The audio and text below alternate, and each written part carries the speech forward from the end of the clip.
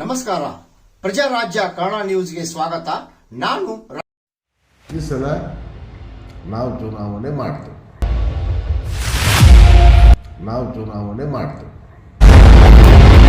ಹುಕ್ಕೇರಿ ಗ್ರಾಮೀಣ ವಿದ್ಯುತ್ ಸಹಕಾರಿ ಸಂಘದ ಚುನಾವಣೆ ಇನ್ನೇನು ಕೆಲವೇ ತಿಂಗಳಲ್ಲಿ.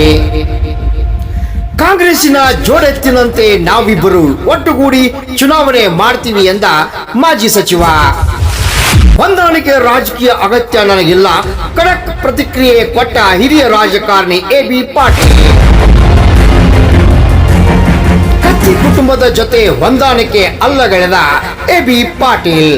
ತಳಬುಡವಿಲ್ಲದ ಊಹಾಪೂಹ ಚರ್ಚೆ ಎಂದ ಮಾಜಿ ಸಚಿವ. ಒಂದು ಮದುವೆ ಕೂಗಿರ್ತೀವಿ ಅಷ್ಟೇ, ಯಾವುದೋ ಒಂದು ಪಂಚಿಕೆ ನಡೆಸೋ ಸಾಂಗ್ ಕೂಗಿರ್ತೀವಿ. ಈ ಸದ್ಯ ಪರಿಸ್ಥಿತಿಯಲ್ಲಿ ನಾವು ಯಾವ ಚುನಾವಣೆಗೂ ಯಾರು ಕೂಡ ಹೊಂದಾಣಿಕಿಲ್ಲ. ಕಾಂಗ್ರೆಸ್ ಪಕ್ಷದಿಂದ ಜಾರಕಿಹೊಳಿ ಸತೀಶ್ ಅವರು ನಾವು ಕೂಡ ಮಾಡೋಣ, ಅದು ಪ್ರಶ್ನೆ ಇಲ್ಲ.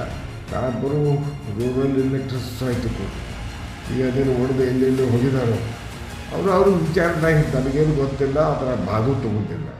ಅದನ್ನು ಚುನಾವಣೆ ಮಾಡೋಣ. ಇಬ್ಬರು ನಾವು ಸತೀಶ್ ಜಾರಕಿಹೊಳಿ ಮಾತಾಡೀವಿ, ಇಬ್ಬರು ಕೂಡಿಸಿ ಚುನಾವಣೆ ಮಾಡೋಣ. ಒಂದು ಕಡೆ ನಾವಿಬ್ಬರು ರೂರಲ್ ಎಲೆಕ್ಟ್ರಿಕ್ ಸೊಸೈಟಿ ಕೊಟ್ಟು ಈಗ ಅದೇನು ಹೊಡೆದು ಎಲ್ಲೆಲ್ಲೂ ಹೋಗಿದ್ದಾರೋ ಅವರು ವಿಚಾರಣೆ ನನಗೇನು ಗೊತ್ತಿಲ್ಲ, ಅದರ ಭಾಗ ತಗೋತಿಲ್ಲ.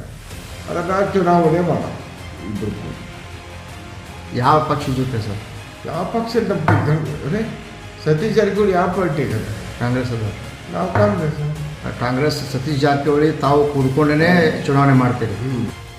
ಹುಕ್ಕೇರಿ ಗ್ರಾಮೀಣ ವಿದ್ಯುತ್ ಸಹಕಾರಿ ಸಂಘದ ಚುನಾವಣೆಗೆ ಹಿರಿಯ ನಾಯಕರು ಈಗಿಂದಲೇ ಸಿದ್ಧತೆ ತಯಾರಿ ಕೈಗೊಂಡಿದ್ದು, ಈ ಬಾರಿ ಹೊಂದಾಣಿಕೆ ರಾಜಕೀಯಕ್ಕೆ ಮಣೆ ಹಾಕದೆ ಚುನಾವಣಾ ಅಖಾಡಕ್ಕೆ ಧುಮುಕುವ ಸಾಧ್ಯತೆ ಹೆಚ್ಚಾಗಿದ್ದು, ಮಾಸ್ಟರ್ ಮೈಂಡ್ ಸತೀಶ್ ಜಾರಕಿಹೊಳಿ ಜೊತೆಗೂಡಿ ಮಾಜಿ ಸಚಿವ ಹಿರಿಯ ನಾಯಕ ರಾಜಕಾರಣಿ ಎಬಿ ಪಾಟೀಲ್ ಚುನಾವಣೆ ಮಾಡ್ತೀವಿ ಅಂತ ಹೇಳಿರುವುದು ಈ ಬಾರಿ ಚುನಾವಣಾ ಕಣ ರಂಗೇರುವುದಂತೂ ಗ್ಯಾರಂಟಿ.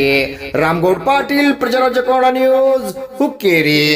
ನಾವು ಸತೀಶ್ ಜಾರಕಿಹೊಳಿ ಮಾತಾಡೀವಿ, ಇಬ್ಬರು ಕೂಡಿಸಿ ಚುನಾವಣೆ ಮಾಡೋಣ. ಒಂದು ಕಡೆ ನಾವಿಬ್ಬರು ರೂರಲ್ ಎಲೆಕ್ಟ್ರಿಕ್ ಸೊಸೈಟಿ ಕೂಡ ಈಗ ಅದೇನು ಹೊಡೆದು ಎಲ್ಲೆಲ್ಲೂ ಹೋಗಿದ್ದಾರೋ ಅವರು ವಿಚಾರಣೆ ನನಗೇನು ಗೊತ್ತಿಲ್ಲ, ಅದರ ಭಾಗ ತಗೋತಿಲ್ಲ. ಅದನ್ನು ಚುನಾವಣೆ ಮಾಡೋಣ.